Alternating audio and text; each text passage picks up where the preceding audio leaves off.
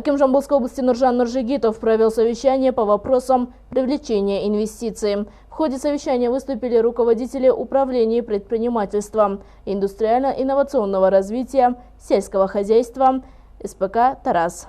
Объем инвестиций в основной капитал за январь-март текущего года составил 63,1 миллиарда тенге, что на 13% больше, чем за аналогичный период прошлого года. Инвесторов привлекают сферы сельского хозяйства, обрабатывающей промышленности, возобновляемых источников, туризма, рыболовства. В этом году планируется реализовать 15 проектов, в результате которых будет создано 1011 новых рабочих мест. Среди них строительство солнечной и ветроэлектростанций, овощехранилищ, производство мафоса на заводе минеральных удобрений, добыча и переработка золотосодержащей руды, внедрение новой установки по производству комбикормов. Дешевые кредиты, да, дешевые. Почему не дадим по 3 или по 4%? Пусть они потом за это несут ответственность.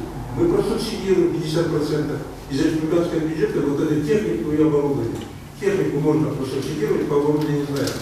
Да, говорят, надо по оборудованию 50%. Я кооператив субсидирую. По технике есть по 25 и 25%. А по оборудованию?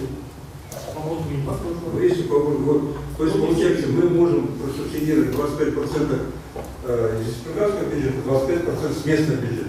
Вот такую поддержку давайте сделаем. И сегодня крестьянское хозяйство, пусть эти кооперативы сами работают. В рынок заходят. Несут ответственность. Зачем мы на бюджет будем себе такую ответственность брать? Нуржан Нуржигитов раскритиковал работу ряда районных акимов по привлечению инвестиций в основной капитал в сфере обрабатывающей промышленности. Какой проект будет живучий, то есть приспособлен к нынешним условиям? Тот, который будет финансироваться, постоянно поддержка будет с бюджета, или тот, который крестьянское хозяйство планирует финансировать, сами будут работать? Сразу вопрос стоит.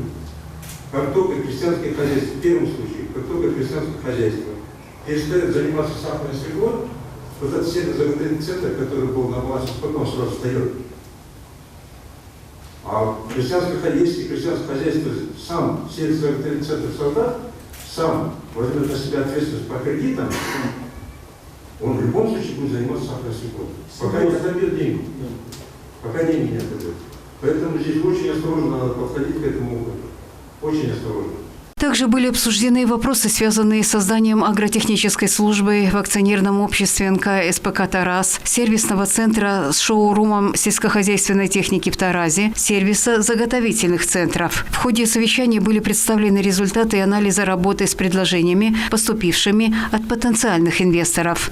В принципе, идея создания сервисных центров, да, есть, это правильно, но внутри вот структура и финансовые потоки как будут идти.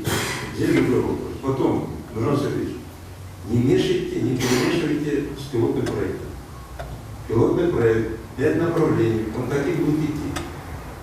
Если вы хотите заниматься сельскохозяйственными центрами, это будет второе направление с привлечением тех кооперативов, которые мы создавали. Это будет как бы дополнительная функция, куда, что мы хотим дать. Но ни в коем случае не заменяйте.